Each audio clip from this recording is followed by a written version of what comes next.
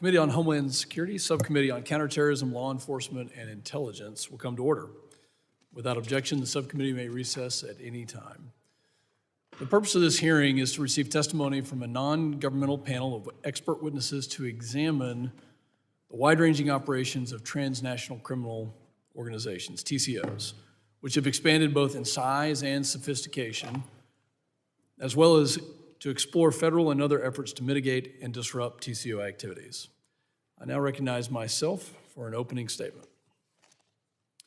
Good afternoon, and welcome to the Subcommittee on Counterterrorism, Law Enforcement, and Intelligence. Today we are holding an important hearing on the menacing threat posed by transnational criminal organizations, TCOs, to our homeland security and public safety. I'd like to thank all of our witnesses for your time and for testifying today. TCOs are groups or networks of individuals who engage in illegal activities across national borders. They engage in multifaceted criminal enterprise from drug trafficking to human smuggling and other criminal acts. Organized crime is a massive business. In fact, it's a multi-billion-dollar business. TCOs are responsible for trafficking deadly drugs like illicit fentanyl and other opioids into American communities, fueling violence and corruption and undermining the rule of law. These enterprises exploit our porous southern border to advance their criminal agendas as they facilitate and profit off of smuggling and trafficking of people, often victimizing susceptible migrants who are traveling along the treacherous journey from Central and South America to the United States. According to the DEA, Mexican TCOs in particular control smuggling corridors, mainly across the southwest border, and maintain the greatest drug trafficking influence in the U.S.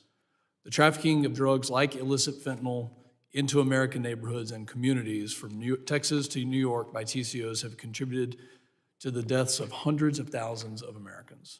In fact, fentanyl is the leading cause of death for Americans between the ages of 18 to 45, and these deaths are occurring in every single state in our nation, unfortunately. The scourge of fentanyl has hit every single one of our communities.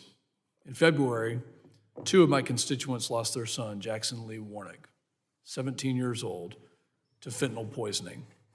Jackson's parents had to live through a nightmare that no parent should ever have to endure. Jackson's family has been working tirelessly across the Permian Basin to share their son's story, to help educate other people on the dangers posed by synthetic opioids.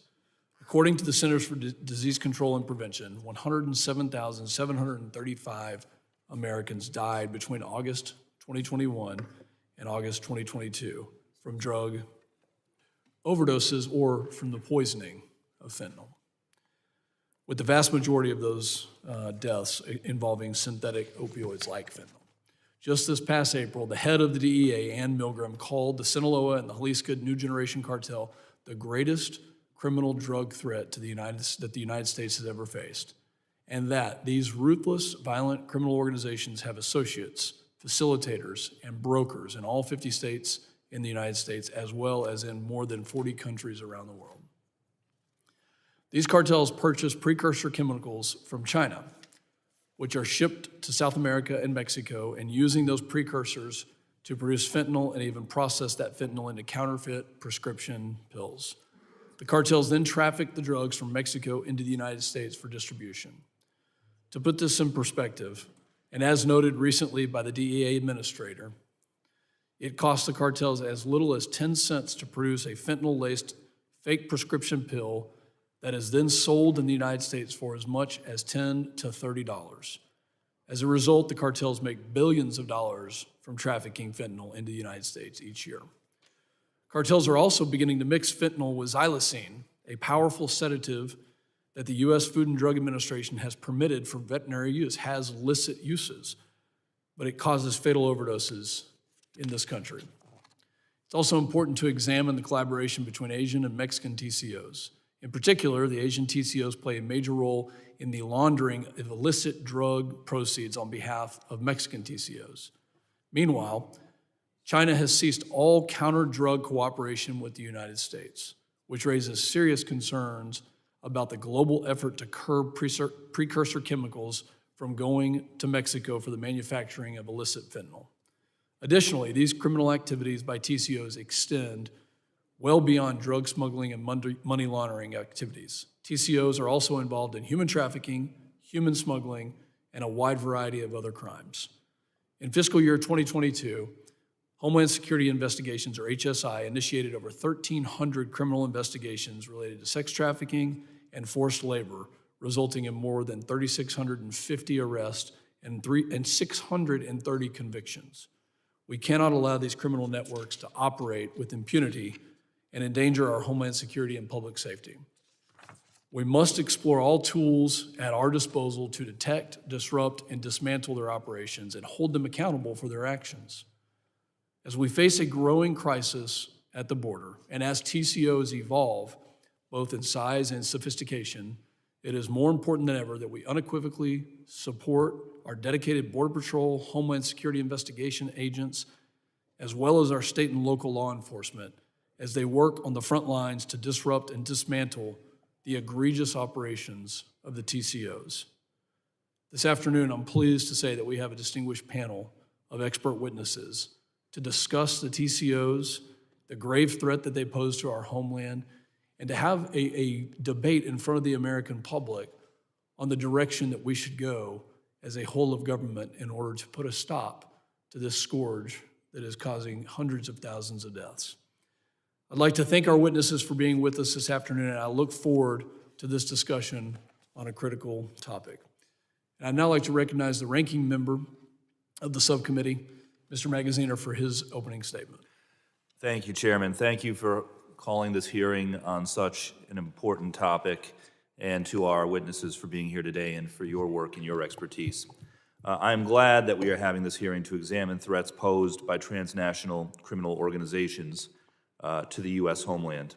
TCOs are broad-ranging, originate all over the globe, and engage in many forms of criminal activity, from drug and arms trafficking to human smuggling to cybercrime and illegal fishing and mining.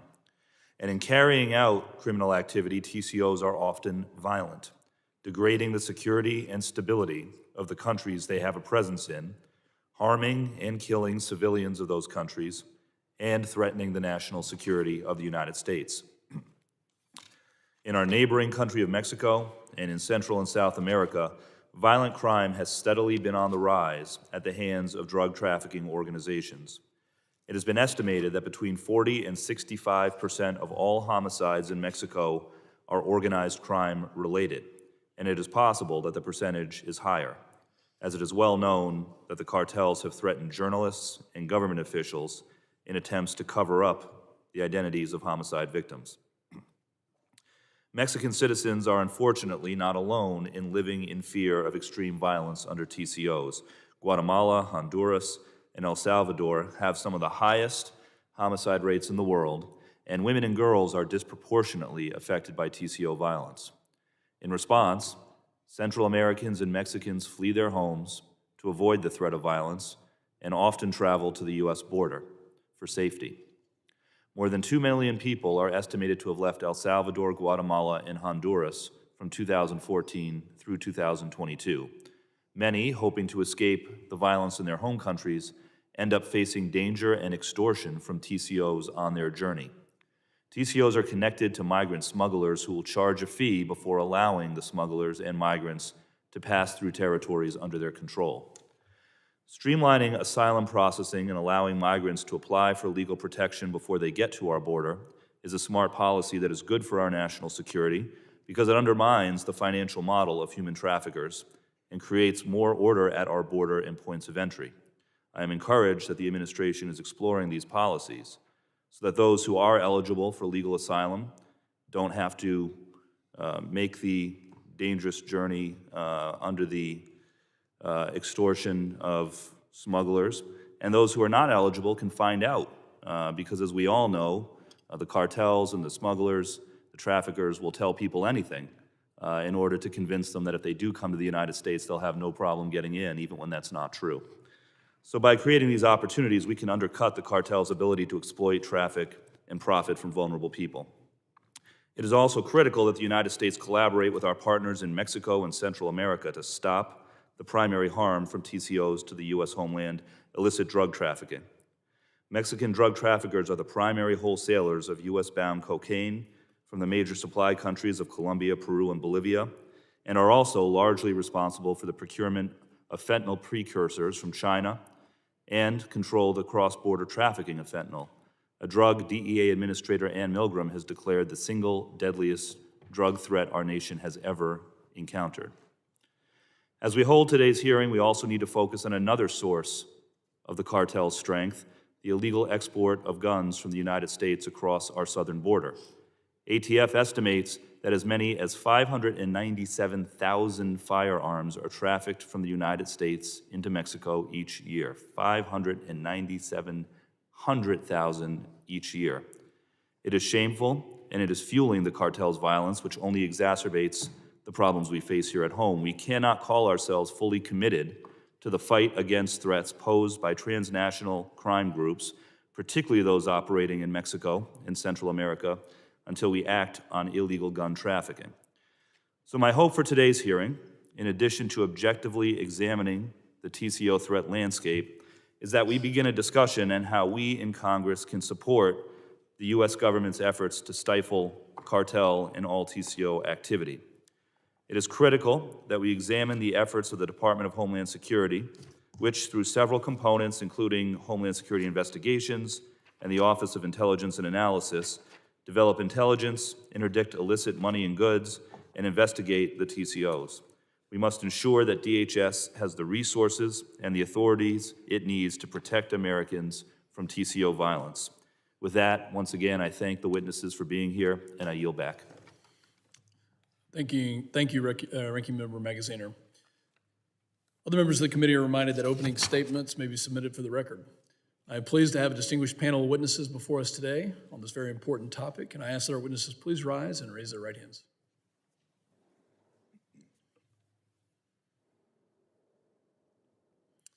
Do you solemnly swear that the testimony you will give before the Committee on Homeland Security of the United States House of Representatives will be the truth, the whole truth, and nothing but the truth, so help you God? Thank you. You may be seated. Let the record reflect that the witnesses have answered in the affirmative. I'd now like to formally introduce our witnesses. Mr. Douglas Farah is the founder and president of IBI Consultants, a security consulting firm that specializes in field research studying security challenges and transnational organized crime in Latin America. From September 2013 to September 2022, Mr. Farah was a visiting senior fellow at the Center for Strategic Research at the National Defense University, where he led the Western Hemisphere Illicit Network Review Project under the auspices of Deputy Secretary of Defense for Counter-Narcotics and Global Threats. In that position, Mr. Farah briefed his research findings across the interagency and intelligence communities, including U.S. Southern Command. Farah also testified before Congress more than a dozen times on important matters related to Western Hemisphere and U.S. homeland. Thank you. Mr. Christopher Urban is a former Assistant Special Agent in charge of U.S. Drug Enforcement Agency, DEA. Currently, he is the Managing Director at Nardello & Company, in which Mr. Urban supports the firm's efforts to target organized crime groups operating in the ports and borders of the United States, Mexico, Panama, and Colombia. Mr. Urban started his career with DEA in 1996 as a special agent in the New York division.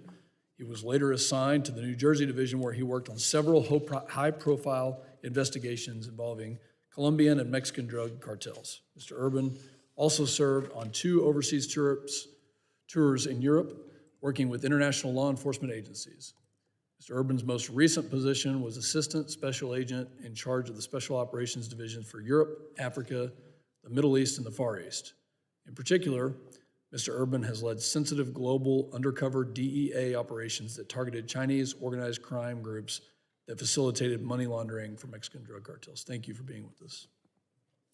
Ms. Melissa Ford is the Policy Director for the Texas Public Policy Foundation's Secure and Sovereign Texas campaign, which helps to keep our country safe and free. Ms. Ford's work is focused on policies that secure the border and restore the rule of law. Prior to joining the foundation, Ms. Ford served as at the White House, first in the Office of American Innovation and later in the Domestic Policy Council. Ms. Ford has written extensively about foreign policy, public safety, drug cartels, and organized crime. Thank you for being with us. And lastly, Mr. Jason Blazakis is a professor at Middlebury Institute of Middlebury Institute of International Studies, where he focuses on threat financing, sanctions, and violent extremism and special operations related research. He is the director of the Center on Terrorism, Extremism, and Counterterrorism, where he directs research on domestic terrorism, terrorism finance, recruitment, propaganda, and the use of special operations to counter transnational threats. From 2008 to 18, he served as the Director of Counterterrorism Finance and Designations Office, Bureau of Counterterrorism, U.S. Department of State. We'd like to welcome all of our witnesses and thank you for your professional experience.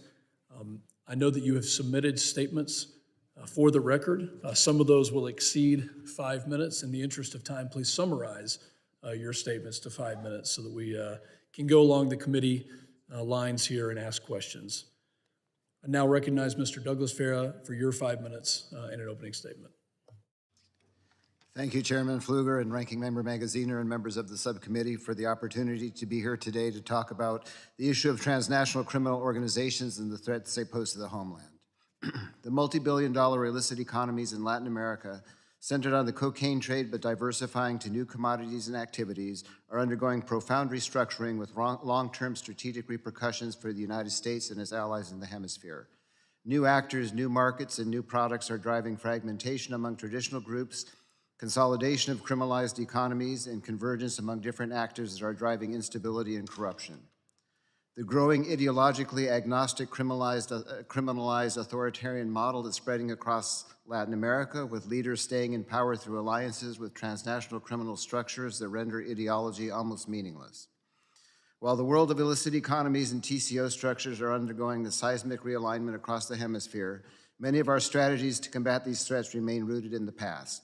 Much of the law enforcement and intelligence community analysis do not grasp the significant implications of state and governments that actively seek the participation of TCOs as part of their national strategic endeavors, often relying on old paradigms of ideologically driven actors, monoproduct cartel structures, and shared values of once friendly governments.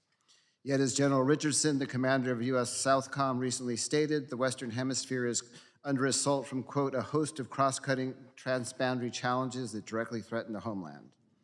Already, the staunch anti-U.S. bloc of countries led by Venezuela is ensconced in power, while deeply corrupt authoritarian governments in El Salvador, Guatemala, and Honduras are no longer viable partners for the United States. In Colombia, which has been the strongest partner of the United States for the past 3 decades, President Gustavo Petro campaigned on moving away from that alliance, and since taking office has consistently bolstered the Maduro regime in Venezuela. Most of Colombia's counter-narcotics efforts have been brought to a standstill by budget cuts, loss of experienced personnel, and a lack of political will. This leaves us with the very real possibility that the traditionally robust alliance of U.S. strategic partners in Latin America will be reduced to a handful of the smallest countries rather than regional economic and political leaders. Amid these changes, new actors such as Albanian organized crime, Turkish criminal groups, Libyan fixer groups, and Italian mafia groups are emerging as significant new players across the region, changing the dynamics of the traditional criminal economics and offering new paths to expand profits through product and market diversification. I and my colleagues at the International Coalition Against Illicit Economies in a spring 2023 policy brief identified several emerging threats that we believe need to be dealt with quickly. The first is the trafficking of natural resources, especially gold, that is a primary contributor to massive environmental degradation, health hazards, child labor, human trafficking, sexual slavery, and loss of state legitimacy. It also opens broad new avenues of almost untraceable money laundering that's being taken advantage of by criminalized states and criminal groups. The second is the diversification and expansion of the Cartel Jalisco Nueva Generación. Jalisco, in the past 3 years, has emerged as the most prominent cocaine trafficking organization in Latin America and is expanding its operation and corruptive influence in different parts of the world. A primary area of expansion is into the diversified economic portfolio of growing fake and counterfeit pharmaceuticals, a new multi-billion-dollar industry, as well as the fentanyl industry mentioned by the chairman and the ranking member. The second is the evolution of the MS-13 and the PCC gangs into transnational criminal organizations. Since the 1990s, the MS-13, or Mara Salvatrucha in Central America, and the PCC in Brazil have been identified primarily as street thugs known for their ruthless violence, flashy tattoos, neighborhood extortion rings, and cultural insularity. These groups have now moved far beyond being that type of gang and are what we have termed in the academic community, community-embedded transnational armed groups, working in informal and imperfect alliances to become part of the multinational trafficking structures that are effectively challenging U.S. strategic interests in the region and make the U.S. ability to respond to the broadening instability much more difficult. The third one that we identified is the emergence of new extra-regional criminal structures. As noted with the diversification of markets and products, the face of transnational organized crime in Latin America is growing much more diverse. Now there is a growing presence of Eastern European, Chinese, Turkish, Italian, Balkan syndicates, all vying for space across the transnational criminal world in the hemisphere, and this is most visible in the crisis in Ecuador. In conclusion, as illicit networks expand their territorial control, ecosystems of corruption, and political power, they are aided and abetted by extra-regional actors such as China, Russia, and Iran, who undercut the rule of law and directly challenge U.S. goals and initiatives across the hemisphere. As traditional transnational organized criminal groups form new alliances with non-state extra-regional networks and merge with regional criminal state actors, the United States is very likely facing an unprecedented loss of key allies and influence in the hemisphere. The United States has an underutilized toolbox that can be deployed to reverse these worrisome trends, but new policy initiatives backed by resources to carry them out must be deployed quickly, or the cost of these trends will be even higher. I thank you for your time. Thank you, Mr. Farah. I now recognize Mr. Urban for your opening statement. Chairman Pfluger, Ranking Member Magaziner, and distinguished members of this subcommittee, thank you for the opportunity to address you today on this important issue. I spent 24 years working for the DEA, where I worked as an agent as well as a supervisor to investigate and disrupt and dismantle significant transnational organized crime within the United States and around the world. During the last several years of my career with DEA, I worked in DEA's Special Operations Division, SOD, with an interagency group to target what we identified as a growing threat: the collaboration between Chinese and Mexican TCOs in the trafficking of fentanyl and in the money laundering activities associated with it. It's a development that I and others at SOD dedicated substantial efforts to understanding and addressing. And this may be relevant to the subcommittee's consideration as it seeks to address threats to the homeland posed by these TCOs. To understand how this collaboration works, it's important to understand how it developed in the past. Mexican cartels, including Sinaloa and CJNG, have long established control over territory in Mexico and access to supply and distribution chains extending into the United States. This dates from their trafficking time in cocaine and heroin and other drugs that are produced south of the U.S. border and moved into the United States for sale. The cartels used that control and access to move into the fentanyl marketplace as the source of supply for these deadly drugs. They became available primarily via precursor chemicals supplied by Chinese TCOs. This development presents an unprecedented challenge by itself. But there's another part of this growing relationship that helps fuel the success of fentanyl production and distribution: the growing role of Chinese organized crime that they have taken in the laundering of drug proceeds. The Mexican cartels, they launder these proceeds for the Mexican cartels in a way that's safer, quicker, and more profitable for the cartels. As reflected by the graphic in Exhibit 1 to my testimony that you have, here is how it works. Every day in the United States, Chinese money brokers pick up narcotics proceeds from the sales of fentanyl and other drugs such as cocaine and heroin in the form of bulk U.S. cash.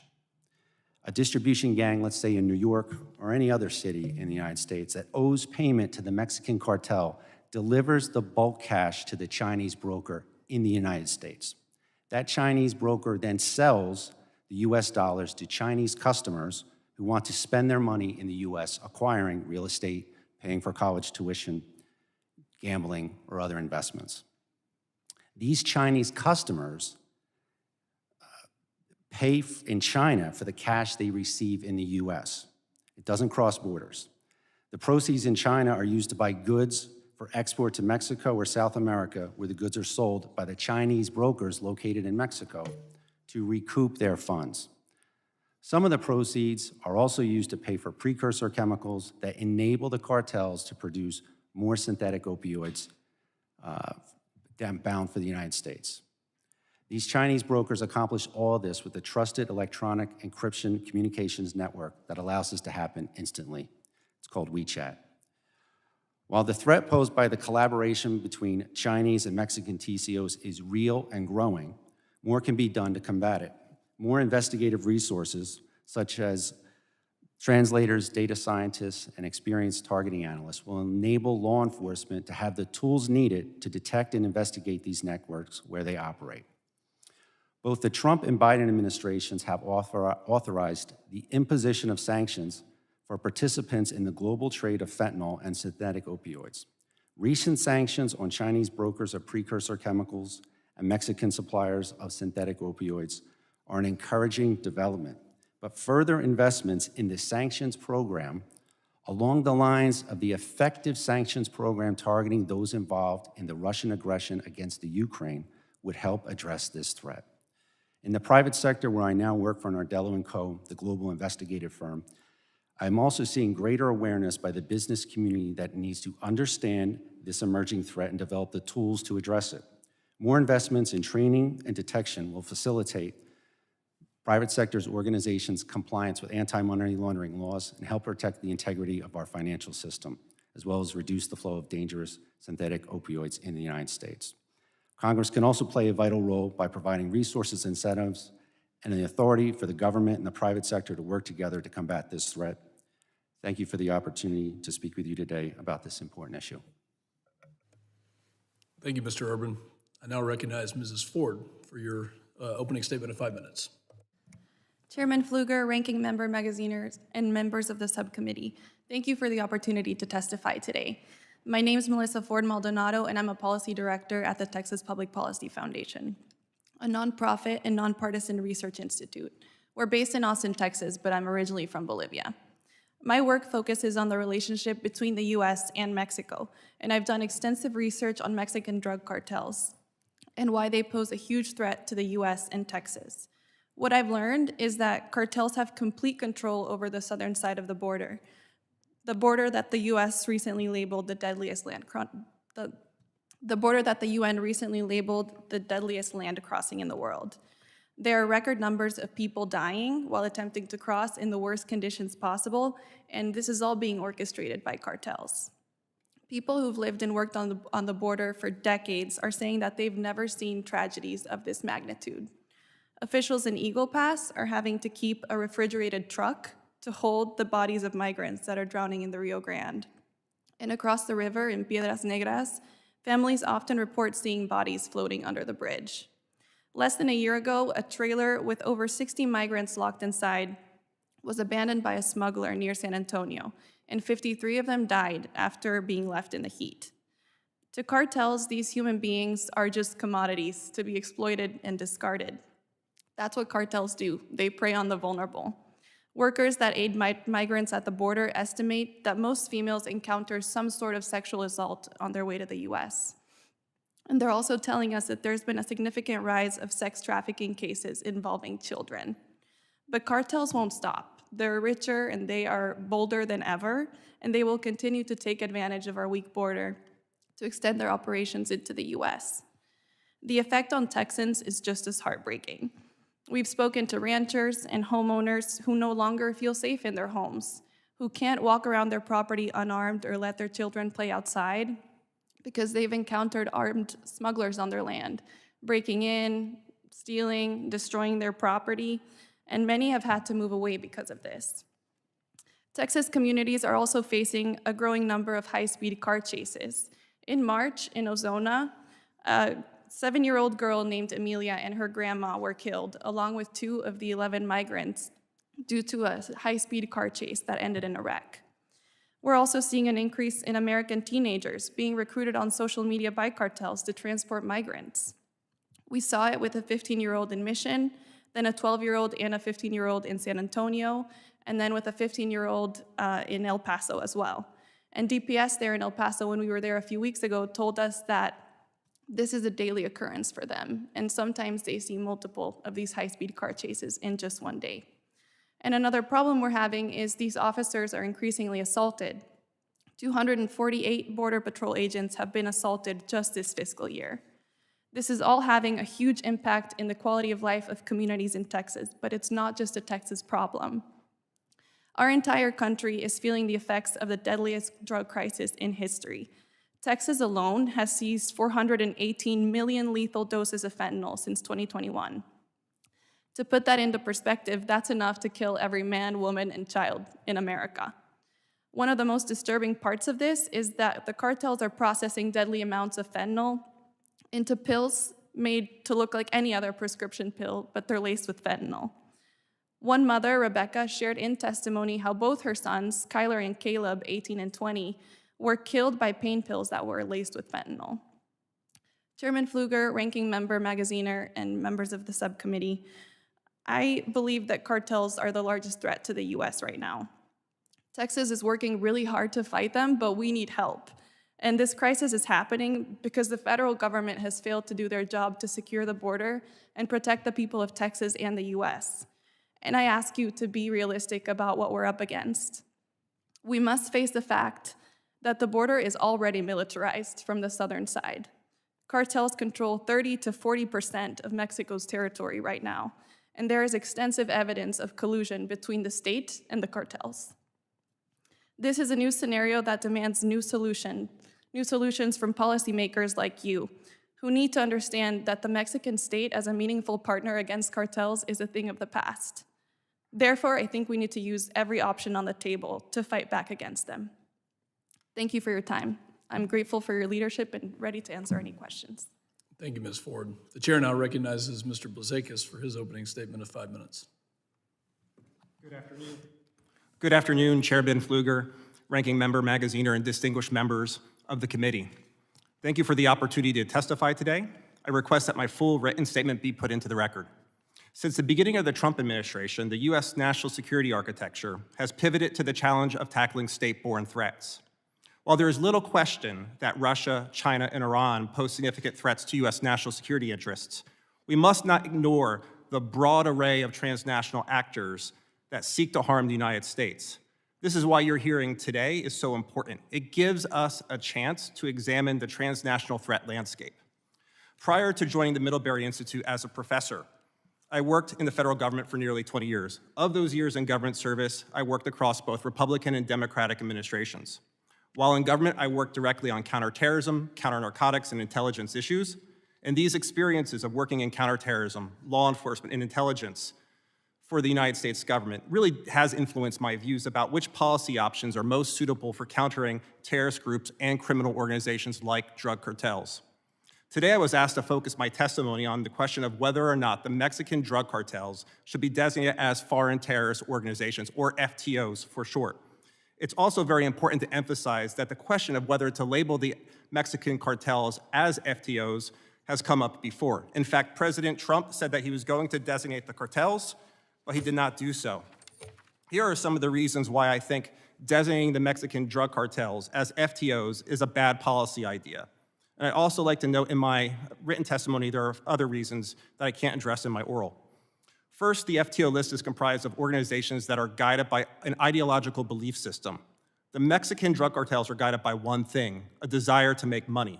They don't peddle drugs because they want to uproot the powers that be. They have no interest in governing. Simply put, unlike ISIS, they have no interest in creating a caliphate-like structure. They don't have an interest in overthrowing the Mexican government. Second, if the State Department starts designating criminal groups as terrorists, the number of eligible targets that could be added to the FTO list would increase significantly. Hundreds of new organizations would be added to the FTO list, not just the Mexican cartels. Many more would be eligible for listing. Brazilian gangs, Central American gangs, Italian mafia groups, the Yakuza crime syndicate, and many more. That's a recipe for disaster. It's a recipe for bureaucratic inertia, especially when you consider the amount of work that goes into every FTO designation. Each FTO designation takes hundreds, or in some cases, thousands of hours to complete. There is one significant advantage, though, to applying the FTO regime against Mexican drug cartels. Adding the Mexican cartels to the terrorist list would trigger the material support benefits that come with FTO designations. Simply put, that means more time behind bars for those who try to provide material support to the cartels. But on the other hand, there is a negative to this benefit. I could easily imagine scenarios where drug consumers may run afoul of the material support clause when they buy drugs trafficked by a Mexican drug cartel. I provide a few examples of such hypothetical scenarios in my written testimony. Fourth, the designation of the Mexican drug cartels would damage U.S.-Mexico relations. If the U.S. government pushes the Mexican government on the FTO designation, it does run the risk that Mexico will distance itself from the United States and strengthen relations with countries like China and Russia. For these reasons, and for others mentioned in my written testimony, adding the Mexican drug cartels to the FTO list would do very little to solve this immense national security challenge. There are better alternatives that can meaningfully counter the cartels. First, the United States needs to look inwards. The Mexican drug cartels are well armed, and it has been well documented that the cartels are getting their guns from the United States. The U.S. should explore arms control options that diminish the cartels' access to weapons. Second, the U.S. should engage in capacity building to build up the Mexican financial sector, not just the governmental sector. Third, the State Department should make more cartel individuals subject to the Narcotics Rewards Program. And fourth, we must treat the demand side of this problem. This means investing more in health and educational policies that can cut down America's insatiable appetite for drugs. Finally, we must not forget the challenge that is posed by groups like ISIS, Al-Qaeda, the Wagner Group, and Iran's threat network. These transnational actors pose a significant threat to the U.S. homeland. I look forward to your questions. Thank you.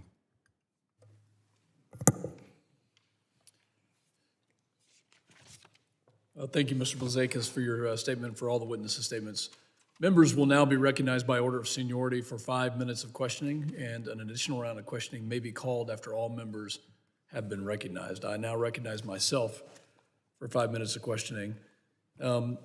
Hearing the discussion, the first thing that I will address is that there's this narrative that seems to be that the problem is in the United States and not with the lack of rule of law at our border and to the south. And so immediately I would like to push back on that suggestion that the rule of law and the lack of rule of law as we see it is directly responsible for this. I'll start with Mr. Urban. In April, you testified before the House Oversight Committee and Accountability Committee. In your testimony, you discussed how Chinese organized crime networks launder money for Mexican transnational criminal organizations. You stated that more needs to be done.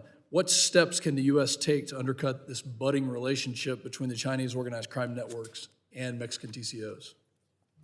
So it's twofold. One is certainly on the government law enforcement side. There's an opportunity to leverage data that's judicially acquired by law enforcement. One component or an access point or a weakness of Chinese organized crime is that you can pull that data in and map the network out, identify the targets that the government should go after in terms of prosecution. So that's on the government side. Also on the government side, we've used the term whole of government approach in the past. What I mean by that is using specific authorities that the government has that we can leverage to impact the Chinese money laundering network. For example, sanctions. For example, pulling visas of identified Chinese money launderers that we decide we're not going to prosecute. There's a limited amount of resources to prosecute high-value targets and leadership. So that's on the government side. On the private sector side, I think training, enhanced compliance at banks, financial institutions, wire remitters. This is an evolving threat, so I think there needs to be essentially a partnership to some degree with government and the private sector where we provide the intelligence, not sensitive intelligence, but the information that will allow them to enhance their compliance programs to impose what I call costs on Chinese money launderers, make it more difficult for them, whether again through government arrests and prosecutions or on the private sector side with compliance. Well, thank you, Mr. Urban. I'm hearing that strength works best when dealing with these thugs. And Ms. Ford, I'll go to you. This narrative that illegal immigration from some of my counterparts on the other side of the aisle has absolutely nothing to do, the wide open porous borders has nothing to do with the rise of transnational criminal organizations, the trafficking of drugs, the trafficking of people. You mentioned the 53 tragic deaths in the tractor trailer south of San Antonio. What is illegal immigration and the surge, over 5 million since Biden took office, doing to allow the flow of drugs and trafficking of people into this country? Thank you, Chairman Pfluger. A lot of people do say that the problem with legal immigration is sometimes we use the cartels as a guise to go after illegal immigration, right? But I would say two things about that. The problem is not about immigration. This is about border security and national security. And I also think that if people care about migrants, they should realize that the most inhumane thing that we can do to them is let things run the course that they're continuing to run. They're being smuggled, they're being abused, they are often being killed at the border. So we need to crack down on the border and crack down on the people that are taking advantage of them if we want to do something about illegal immigration.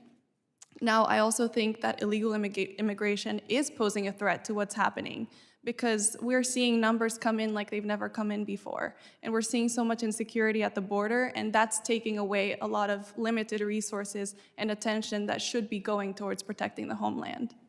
Thank you very much. Mr. Farah, the evidence that links the Sinaloa cartel and Hezbollah has been well documented by the DOJ through arrests and indictments, and the relationship between the two organizations has fueled instability between Latin America and the Middle East for the last decade. Can you describe that relationship to us today? The Mexican cartels and Hezbollah have primarily a financial relationship that allows them to move money to designated terrorist organizations in the Middle East in exchange for access to ports and the import of illegal products or smuggled products or products that don't, counterfeit products into our hemisphere. I think my work is primarily focused on the tri-border area of Paraguay, Argentina, and Brazil, where you see this network of now PSC, which is the main gang, with Hezbollah operatives and with Colombian and Mexican drug cartels moving into ever-expanding circles of collaboration, not out of ideology or religion, but simply out for the ability to profit. And when I talked about the new groups that are emerging in the hemisphere, is this type of new specialization that comes in, this ability of Hezbollah to provide new things that the cartels didn't have before access to, new methodologies, et cetera. So I think that it's an economic relationship that is primarily going into different types of specialization, which is being harmful to the countries in place, as well as posing an increasing threat to the homeland.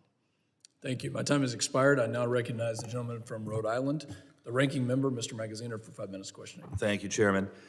The reality is that because these TCO threats emanate from outside our border, because the violence, the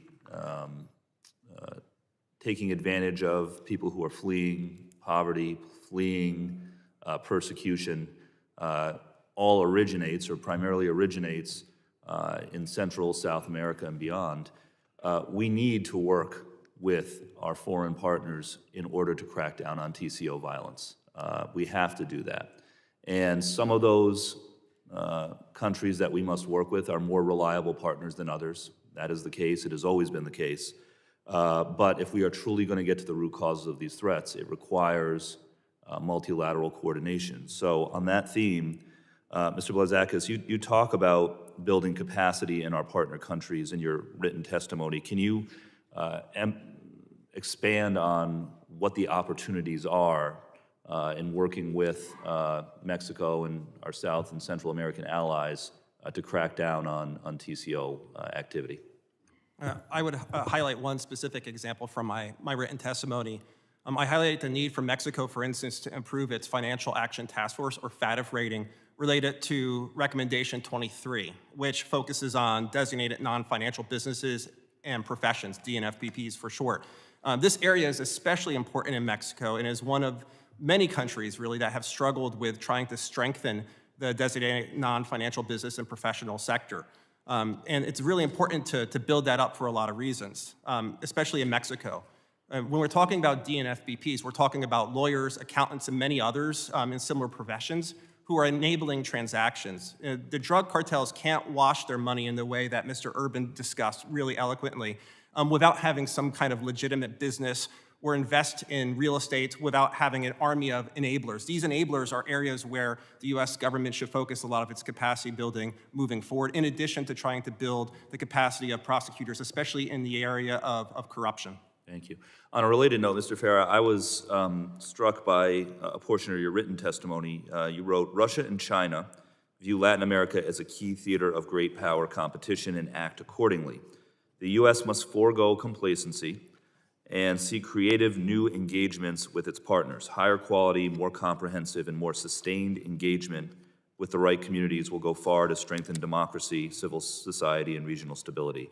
Can you expand on that a bit? And in so doing, what can we do? What can we, the United States, do to motivate our foreign partners to be better partners and more effective partners in tracking down on TCO activity?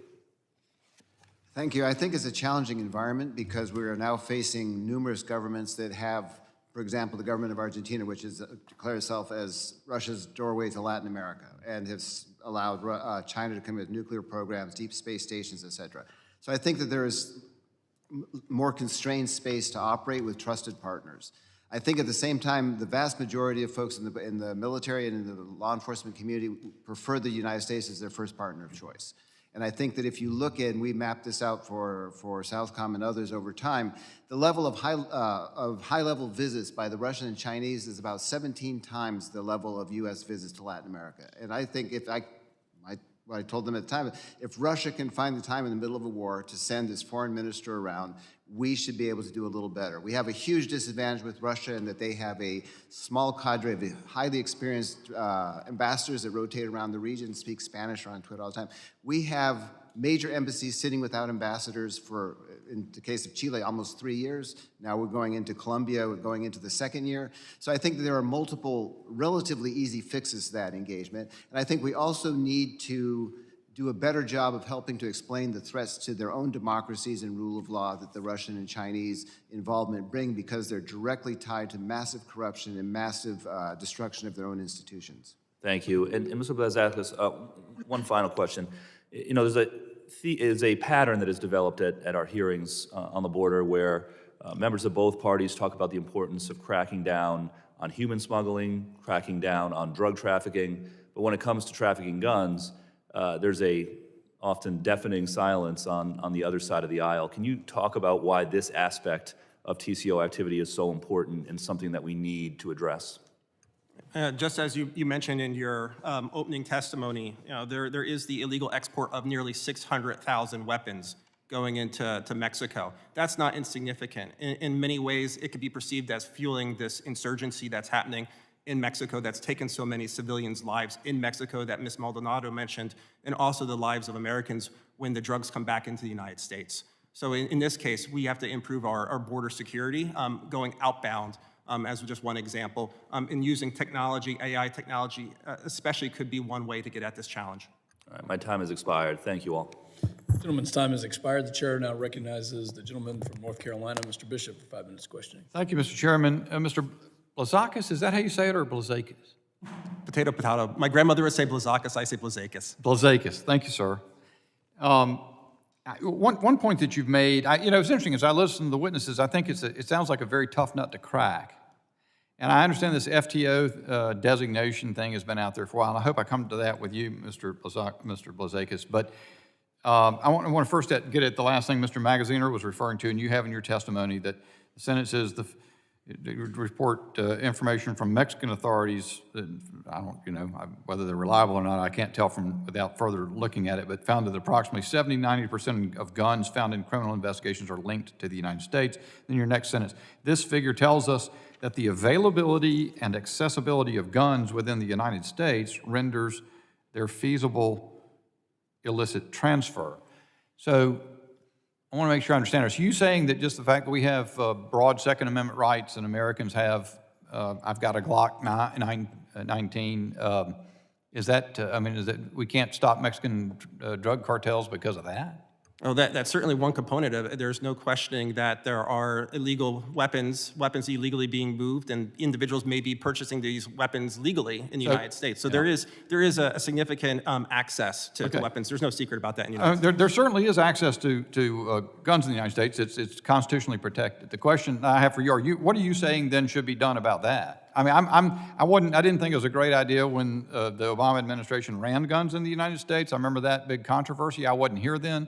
So that seems dumb, and I think if there are ways to stop trafficking guns across the border southward, I'm for that. But what beyond that are you saying? Do you think we just need to repeal the Second Amendment? I just want to understand what you're proposing. No, not at all. Not the repeal of the Second Amendment, but I think careful consideration about who should have access to guns is particularly important, and what kinds of weapons should be accessible to the American public. I mean, we've seen time and again, this is a separate issue, school shootings in this country plaguing us, just as the drug epidemic is plaguing us. Access to AR-15s, automatic weapons, some of these things absolutely need to be explored and taken seriously. But in addition to that, as I mentioned before, the challenge of the border and these weapons going illegally across the border, there are things that you can do short of looking at arms control related gun laws in America that would be helpful. As I mentioned, responding to Mr. Magaziner, the use of AI technology, bolstering our border officials' capabilities to look at what's going outbound. A lot of that requires intelligence as well. Who are going across the border bringing these weapons? And that's a thorny issue as well, constitutionally, in terms of the investigation of Americans here. So these are quite a few issues I would explore. Okay, I hope I'll have a chance to come back to you. Mr. Urban, I was interested in looking at your model that was on the diagram in your testimony, and I found myself sort of surprised that with all the advances made, the suspicious activity reports that financial institutions do, and they do them by the ton, that the success we've had in interdicting terrorists moving money, that we actually, you mean that this is really a model that can money launder, Chinese money brokers can money launder proceeds from illicit drug transactions in huge quantities in order to supply Chinese who want to exercise, use money in the United States? Why are we not having success in breaking that up? It's classic money laundering, isn't it? It's the cash that's here that's bought by Chinese nationals after the Chinese broker receives the proceeds. It's disconnected from the financial system. So there's... it does not go through the financial system? It does, but it's disconnected in a way that it's not linear, where the drug proceeds are smurfed into banks or smuggled or wire transferred. The cash stays in each country or location. So it's not traditionally like it's been wired or moved or transferred. That's what you're talking about, suspicious activity reports. This is the dollars stay in the U.S., pesos stay in Mexico, and RMB stays in China. I would think the source of that money in those accounts would be suspicious to a financial institution handling it. So that it may be something that it requires deeper than here. I want to get one more question in, or what comment. It does seem to me, you mentioned WeChat though. Yes. And so you got that social media network. There's an article in the Wall Street Journal that comes out today. Instagram connects vast pedophile network. It's really, I didn't get a chance to read the entire article. It's really shocking. Ms. Ford Maldonado, you talked about, of course, child trafficking is a phenomenon that we see. Sex trafficking in the United States, facilitated by cartels, is something that we've seen that at higher levels than ever. Maybe I'll ask you, are social media networks contributing to that illegal conduct? I've been concerned about U.S. officials, agencies suppressing free speech on social media networks and have fought that, agencies doing that, but we ought to be doing everything we can to stop illegal conduct on Instagram that's promoting pedophilia and so forth, shouldn't we? The gentleman's time has expired, but please quickly. Yes, 100%. I think there's a lot of social media platforms that are very responsible for what's going on, and we've also done a lot of research on social media platforms being used to recruit people to take place in trafficking and smuggling and all of the illegal activities. Gentleman's time has expired. The chair now recognizes the gentleman from New York, Mr. Goldman. Thank you, Mr. Chairman. Thank our witnesses for being here today. I want to follow up on a line of questioning that my colleague, Mr. Bishop, was asking, because my experience as a prosecutor of transnational criminal organizations makes it pretty clear to me that these organizations need some mechanism to maintain their power and their authority. And Mr. Blazakis, when you were in your opening testimony, you talk a fair bit about that mechanism being assault weapons. And I believe you say, based on your research, which I've also seen, that approximately 70 to 90% of guns found by Mexican authorities during criminal investigations are linked back to the United States. Are you aware of how many legitimate gun stores there are in Mexico? I'm unaware, no, One. it's very little. One. So there are nearly 500,000 guns that go across the border from the United States to Mexico illegally, as you point out. And Mr. Urban, I'm grateful for your service in the DEA, with whom I worked with many of your colleagues.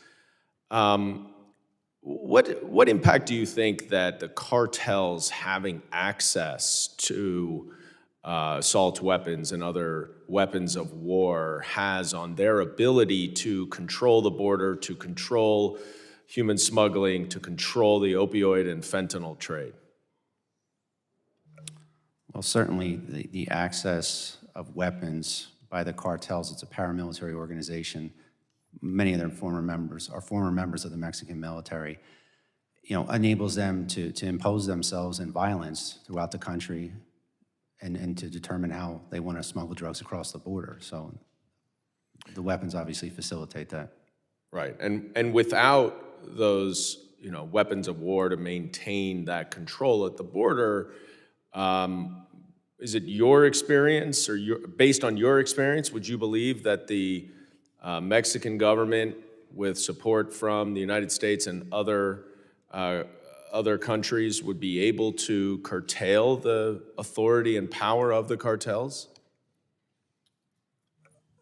Is it concerns just weapons, or in general, a joint partnership or relationship to Well, target the I'm cartels? trying to understand the impact of this influx of assault weapons from the United States to Mexico, especially to the cartels, how that impacts the Mexican government's ability to crack down on the cartels as well.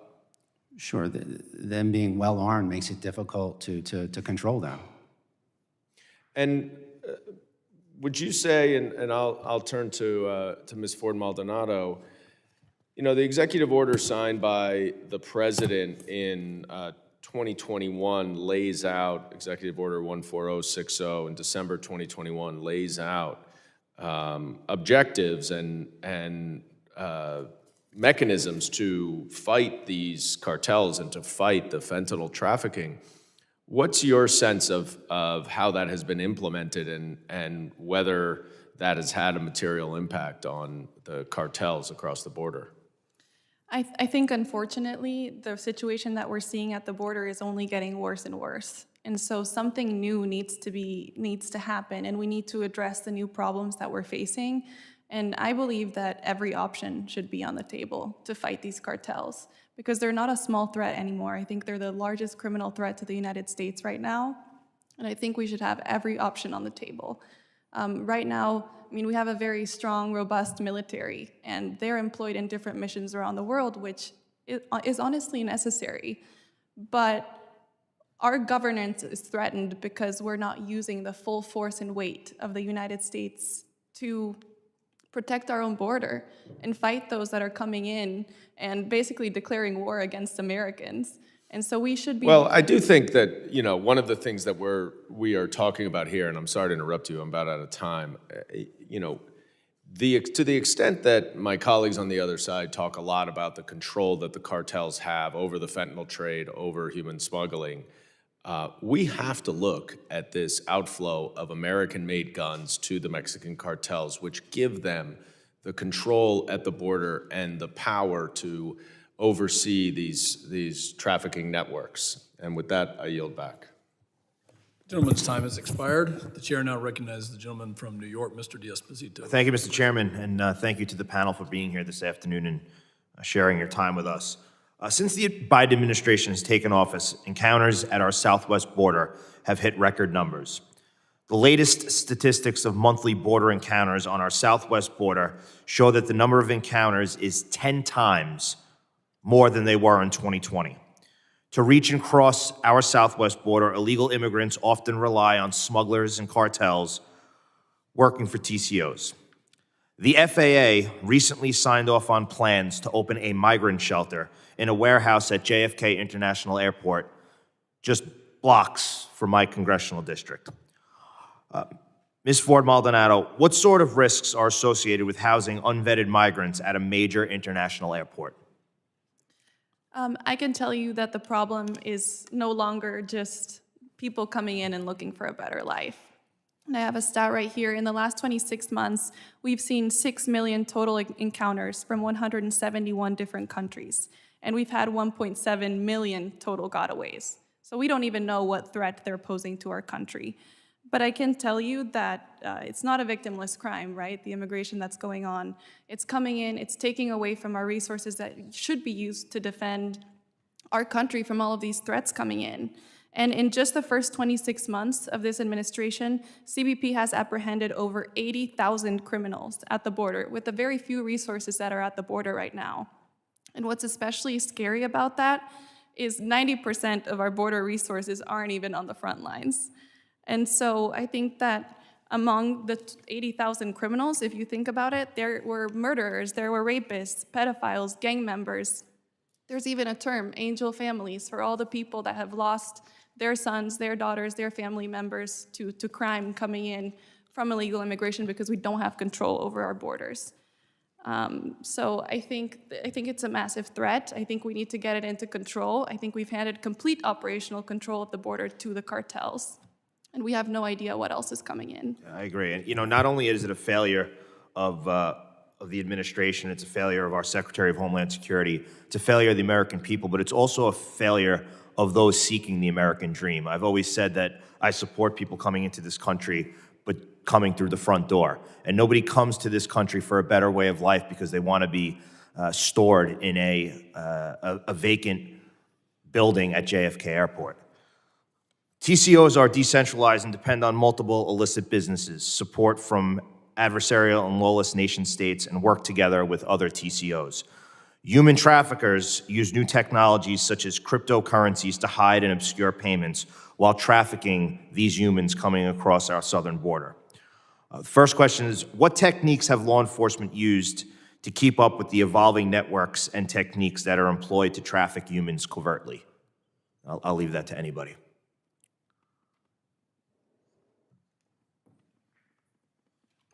I'll take that question. I think the Department of Justice, federal investigators have done an excellent job charting the cryptocurrency flows, whether it's Bitcoin, Ethereum, you name the crypto. The government has worked with groups like Chainalysis in the private sector and CipherTrace, amongst others, to be able to track cryptocurrency. Cryptocurrency is not anonymous, it's pseudonymous.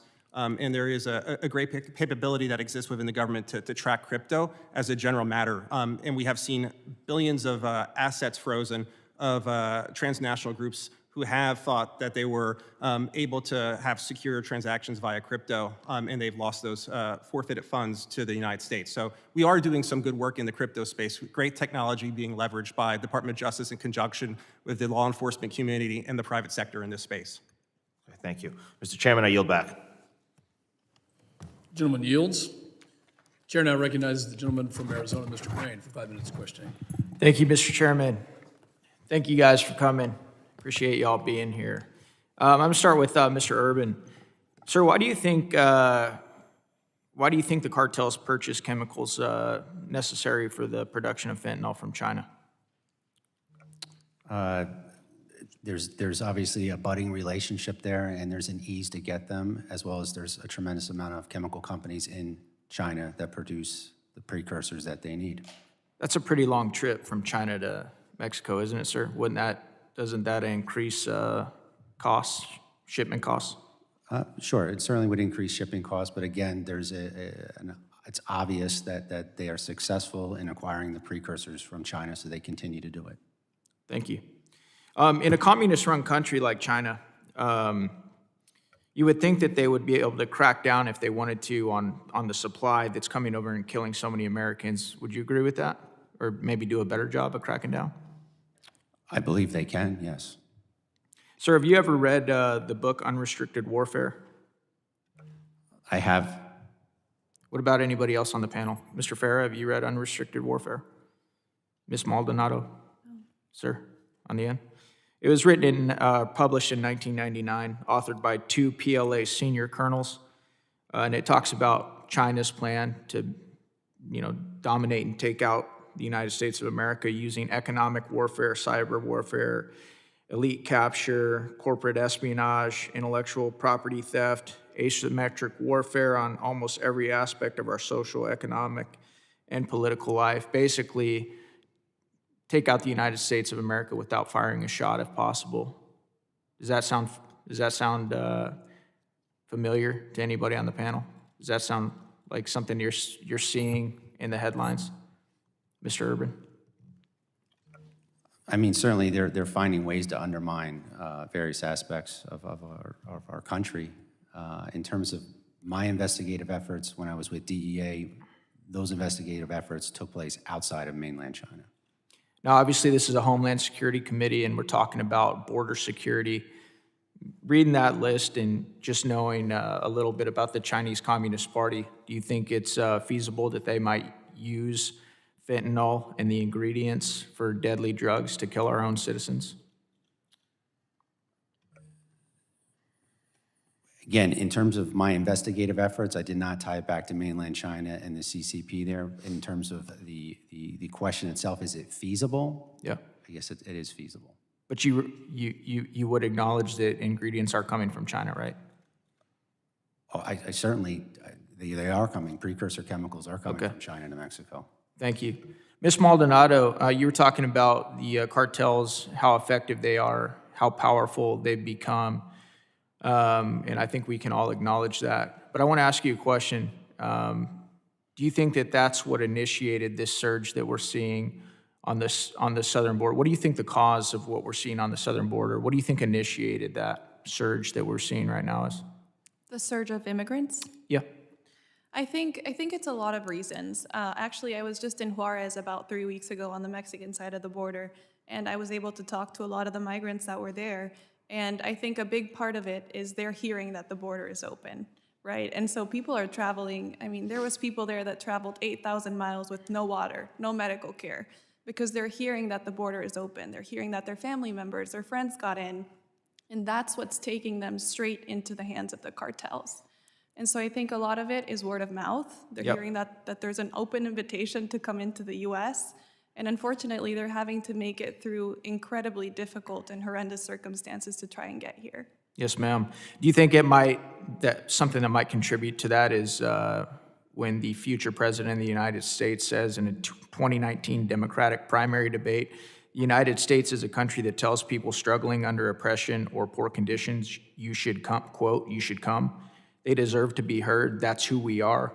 We are a nation that says you want to flee and you're fleeing oppression, you should come. Do you think that that's something that might initiate some of the surge that we're seeing?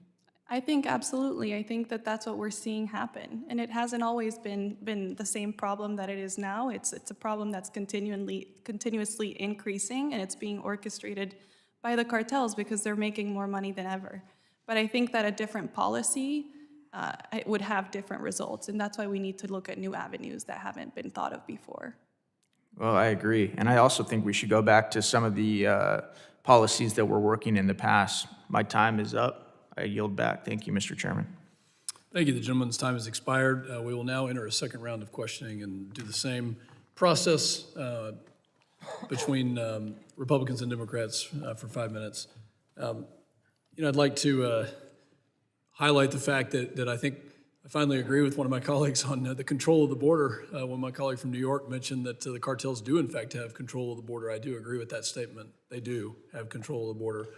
And I'd also like to remind my colleagues on the other side of the aisle that Operation Fast and Furious under the Obama-Biden administration put hundreds of thousands of weapons into Mexico. And two of those weapons actually were found at the crime scene where U.S. Border Patrol agent Brian Terry was murdered.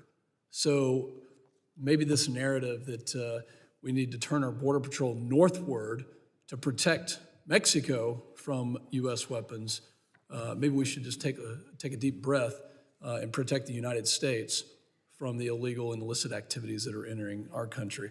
I'd like to focus your attention on this chart. On the bottom rung is the year 2020, and then it goes 21, 22, and 23. These are in pounds of drugs, illicit drug seizure by weight, every single year from 2020 in red to 2021 in gray, 2022 in blue.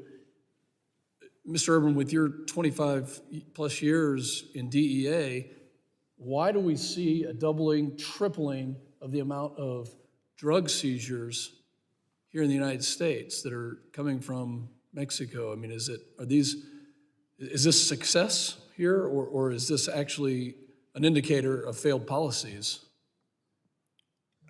Well, I mean, I'm not going to comment on the policy aspect in terms of, it's obviously an indication of more drugs coming across the border and more seizures. That's the way I look at it. So to some degree, there is some success there if you're seizing the drugs. With the amount of drugs coming over and the amount of deaths associated with overdoses or murder for taking, pills that are laced with fentanyl, that's not success. That's not success, I agree. So what are the policies that need to be implemented to prevent the hundreds of thousands of deaths? It's obviously a broad question. I think the first component to that is there needs to be a joint, cooperative relationship with Mexico in some way where you can action law enforcement or the military down there against the cartels. For us to disrupt the Mexican cartels, we have to start down there. That's, again, a broad issue. It's a State Department issue. It's a negotiated issue, but that's something that would have to happen to disrupt their capabilities. In terms of the homeland, I think, again, what I talked about earlier was data, right? We need data analytics to leverage data for insight for law enforcement against the Mexican cartels and Chinese money launderers. You have all mentioned working with the Mexican government. Mr. Farah, do you see this administration doing anything to have accountability or relationships with the Mexican government to push back? I think the relationship with, with Mexico as well as Colombia and many other countries is much more fraught than it was previously. I think we have fewer and fewer interlocutors that can be trusted that we can deal with. I think, as I talked about, the criminalized state structure emerging as different governments, I think the AMLO government in Mexico is certainly moving in this direction, have become more allied on a strategic level with cartels than with the United States and other groups, as I think Colombia will do under President Petro, and as we've seen in Venezuela, and we've seen in Nicaragua, that you're facing an outlook where you have fewer levers because we have over time allowed those relationships, and I'm not saying that I think goes back a decade at least, those relationships to deteriorate, and we have not been successful in engaging in ongoing training because the units we train and work with are consistently dismantled by when different governments come in that are more allied with the criminal groups. So you have well-trained, well-meaning people who are then dispersed to the wind. And I think that has made it more and more difficult over time to engage people who want to talk with us because they're not going to last in their own structures, and for us to have people we can talk to down there. Thank you. Look at one of the agreements that we had from 2016, or really 2017 to 2020, and that was the Migrant Protection Protocols, MPP, otherwise known as Remain in Mexico. And I can't help but draw a distinction between the numbers that we're seeing here in 2020 and a policy like that does limit the amount of malign activity that a cartel can do, that they can use people. And I have been to the border a dozen times. I've seen the destruction. I've seen what Ms. Ford Maldonado has described, the assaults, the sexual assaults, the amount of money that they're charging. Ms. Ford Maldonado, what do you think about a reinstatement and an actual implementation from this administration of MPP, Remain in Mexico? Would that have an effect on the amount of drugs that we're seeing coming in this country? I think it's possible. I think it would definitely have an effect on what's happening at the border. I think we also need to explore new avenues as to how we can secure the border and how we can stop the inhumane things that are happening.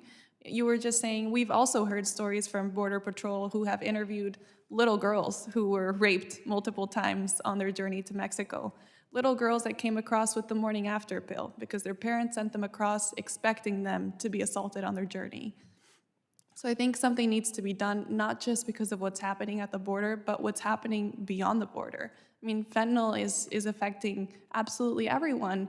I think that the most recent numbers we've seen is 107,000 people that were killed in the year ending in January 2022. That's 9,000 people every 30 days. That is the equivalent of a fully loaded 747 crashing into a mountain every single day of people that are dying because of Tragic. this. And thank you for your testimony. My time has expired. I recognize the gentleman from Rhode Island, Mr. Magaziner. Thank you, Chairman. I have to, I wish that some of our colleagues were still here. On this discussion about guns illegally trafficked across the southern border to the cartels, there are solutions here, and they don't need to be partisan solutions. I wish our colleagues were here for this conversation, but, listen, I know that our colleagues across the aisle are not going to support an assault weapons ban, are not going to support a high-capacity magazine ban. I support those things. They don't. Fine, leave that conversation for another day. As Mr. Blazakis said, the issue here is firearms often being purchased legally and then trafficked to the cartels illegally. And there are things that we can do to crack down on that, like universal background checks, closing the gun show loophole so that when a gun is sold to an individual, wherever they are, in whatever setting, there is a criminal background check to make sure that that firearm is not being sold to somebody with a record that suggests that they can't be trusted with it. I have introduced a bill, or I'm introducing a bill soon, to stiffen penalties for dealers that fail to conduct background checks that they are legally required to conduct. Because unfortunately, right now, under our current laws, and this is not the vast majority of gun shop owners, most of whom follow the law and do the right thing, but those that don't, when they knowingly fail to perform a background check, get a slap on the wrist over and over again. So there are things that are common sense, that ought to be bipartisan, that we ought to do, and we cannot minimize the fact that the source of the power of these TCOs, of these cartels, is their ability to inflict acts of violence on people because they are heavily armed, and that is part of the equation. I also want to build off of something that Ms. Ford said correctly when she was asked, correctly I believe, why are people coming here? And the obvious answer is, well, because they think they'll have an easy time getting across. One of the reasons that they think they have an easy time getting across is because the cartels and the traffickers are lying to them and telling them that U.S. asylum laws will let anybody come across and you have an easy time getting asylum, getting a green card, whatever the case may be. And so, again, one of the remedies to this is let people apply for asylum at U.S. consulates or from their home countries so that they can see whether they are eligible or not. And when people see themselves that they're not eligible, they'll be less likely to believe the lies that the cartels are telling them and make that dangerous, often deadly journey. So, again, there are things here that ought to be common sense, bipartisan solutions, and I do hope that's the direction. Will the to gentleman go. yield? And I'll give you additional time. Sure. Is that not currently happening, where you can apply for asylum at U.S. consulates? Is that not the standard I protocol? mean, my understanding is that the legislation that the House just passed restricts the ability of people to use the CBP-1 app to get applications to have their asylum claims considered, that the number of places in other countries where people can apply for asylum in person is limited. And again, I think under the current administration, some of those policies are changing. I think that's a positive thing. But I do think that needs to be part of the conversation. We need to make it harder for the cartels to lie to people about their eligibility. Yeah, I think we need to check that, the specificity of that particular asylum. When you're seeking asylum and doing it in another country, I think is pretty much standard protocol that happens. And I'm not sure that the law has been changed to reflect any difference. You still have 2 minutes left, so I yield back. All right, thank you. All right, switching gears here. We've focused most of our attention today on Mexican, Central American, South American TCOs, and rightfully so, because I think we all are in agreement that those are the TCOs that pose the most immediate risks to the homeland and to our citizens. But there are other groups out there, some of which are operating in the United States that are dangerous, and I believe Mr. Farah and others have mentioned them. ISIS, the Iranian Transnational network. Can we just, and I'll open it up to any of you with my last couple minutes here, would anyone like to spend a little more time highlighting the risks posed by some of those organizations and what we as policymakers should do to crack down on them? Well, I think one of the real issues that we're seeing across the region is not just the traditional, like Hezbollah threat network, Iranian threat network, is the Albanian mafia is now there. There are multiple parts of the Italian mafia structures now plugging in because the cocaine market's shifting while our synthetic market here is rising. So the cocaine market in Europe and Russia, former Soviet republics, is much more lucrative than it is in the United States. And our cocaine consumption has been down while our synthetic consumption has been way up. So I think that there are numerous new types of violence being introduced, numerous new types of money laundering being introduced, numerous new types of trafficking structures that are being introduced that introduce these groups that have been in this hemisphere to a whole new set of African, European, Asian, and former Soviet Republic structures that allow everyone to make a lot more money and make it much more difficult for us to crack down. There's one case I'm sure Mr. Urban's familiar with, the case of the Guyane, which is a ship that ended up being busted in Philadelphia with 17 tons. That was, those were Eastern European crews loading off the coast of Chile, passing through with a different group that loaded the cocaine in the Panama Canal, and moved to Philadelphia. It was all external actors in a 17-ton cocaine shipment, of which was busted almost by luck in Philadelphia. So I think that's the issue. Yeah. Would anyone else like to weigh in on any other TCOs that we should be focused on as well as a committee? And again, ISIS, Iran. Yeah. Mr. Blazakis. No, go ahead. I'll just say on the ISIS front, I think it's particularly important that we keep our eye on Afghanistan. We've had multiple senior officials within the Biden administration speak with great alarm regarding a possible resurgence of the so-called ISIS Khorasan province in Afghanistan, so much to the point where the administration said that they worry about that group having an external operations capability within 6 months. And that statement was from a senior Department of Defense official about 3 months ago. So I think it's particularly important that we continue to invest some level of resources as it relates to tracking ISIS Khorasan in Afghanistan, especially. Thank you all. Gentleman's time has expired. The chair now recognizes the gentlelady from Nevada, Ms. Titus, for her questioning. Thank you very much. I'd like to talk about an issue that maybe many people don't think of as connected to Homeland Security, but it's becoming more and more entwined with some of the issues that we have internationally, and it's affecting major metropolitan areas, especially a district like mine, which is Las Vegas, and that's organized retail crime. We've seen that that involves targeted, large-scale organized theft. It's run through international criminal networks. I think the Department of Homeland Security Investigations Unit issued a report saying the average American family will pay more than $500 annually in additional costs due to the impact of organized retail crime, which is being used to finance ongoing illicit operations like human trafficking or drug trafficking. There was another DHS report that noted organized retail crime is leading to more brazen, more violent attacks in retail stores throughout the country, and many of the criminal rings orchestrating these thefts are also involved in other serious activities. So I wonder, it's an incredibly complex issue, but can you make some suggestions of how we can better address it with more interaction across government agencies or with different levels of government? Anybody? Well, I mean, the first thing you'd want to do is prioritize it and put funding into that and have a local, state, and federal response, set up a task force to do, whether it be undercover operations, to engage, they're going to sell these products after they steal them. Right. There's a process associated with this, and they're doing it continually again and again and again. The other component is if you could intercept their electronic communications, obviously if it's an international or a sophisticated organized crime group, they're communicating amongst other members. So I think that's the first thing, and I also think a deterrent, however you want to work with the private sector, to have a deterrent at that store or at that location, so it's not as easy to steal the goods. That was going to be my question. Did you think a federal task force would be something that'd be useful in the Department of Homeland Security?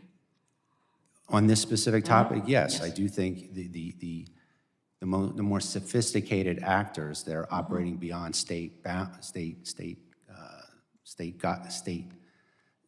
state to state, they're doing it in multiple states. I think a federal task force would be the answer, again, encompassing state and local resources and expertise.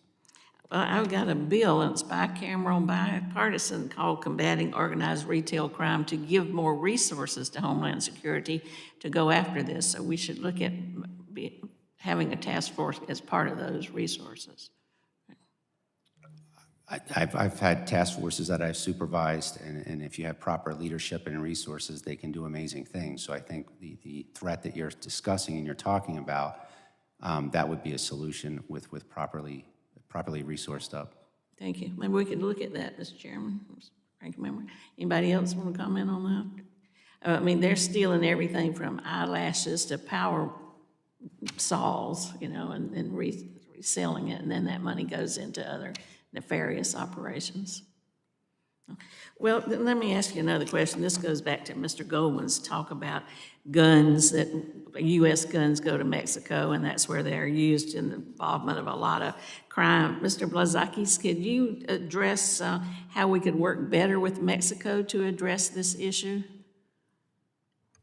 So one of the most important things that we need to do with the government of Mexico is engage with them as it relates to implementing the bicentennial framework that was put in place by the Biden administration in agreement with the Mexican government. And on this front, it's still early days, but in particular, there are three pillars where I think it's particularly important to spend our time. That is in the area of jointly working on a challenge of public health-related issues, which obviously is an impact that comes from the cartel work. Doing more in the area of shoring up the border, particularly in the context of using technology. I'm not a believer of building walls and moats. I think that's, you know, from times in the past, it didn't help the Chinese particularly when it comes to the creation of the Great Wall of China. It's certainly not going to work in a contemporaneous time that we live in today. There's a cyber component to this that we have to explore to pursue these criminal networks as well, and I think the bicentennial framework is an important place to do this work, but we can't alienate the Mexican government. I do think we run the risk of doing so if we consider certain other kinds of policy options, whether it's the FTO designation of the cartels, whether it's the use of authorized military force against cartel members across the border. I think these things will push AMLO into the arms of our economic adversaries like China, our ideological enemies like Iran, and our military foes like the Russian Federation. Thank you. Thank you, Mr. Chairman. Thank you. The gentlelady's time has expired. I'd like to thank the witnesses for your valuable testimony, for members on this committee for your questions. And just to close with a couple of thoughts. I mean, I think you heard members on both sides of the aisle asking very similar questions. We may disagree on a couple of tactical points, but on the strategic problem that we have right now, the fact that fentanyl, the trafficking of the opioids, the problem that we see in the United States is massive, and it's tragic. And I hope that as a result of this hearing, what we will see is a push, not just in a bipartisan way, but more in a whole of government way, that we take your testimony, that we take your answers and your experience professionally, and that we're able to push this into action, because on a point of personal privilege, my 12-year-old daughter was here listening to this. I have a classmate from the Air Force Academy here with his daughter. I see many young people in the audience here today, and the reason that we're having this hearing is to preserve the next generation from being inundated with, whether it's fentanyl or other opioids, crime, or whatever else it may be. And I hope that the work on this subcommittee will really get at the heart of this, that our country can come together in a way that we can lower those numbers. And whatever the cause may be, this is not and should not be a partisan solution. It should be a bipartisan, bicameral, as Ms. Titus mentioned in her bill, solution to get after this and to see our communities safe. The members of the subcommittee may have additional questions for the witnesses, and we would appreciate and ask the witnesses to respond to these in writing. Pursuant to the Committee Rule 7 Delta, the hearing record will be open for the next 10 days. Without objection, the subcommittee stands adjourned.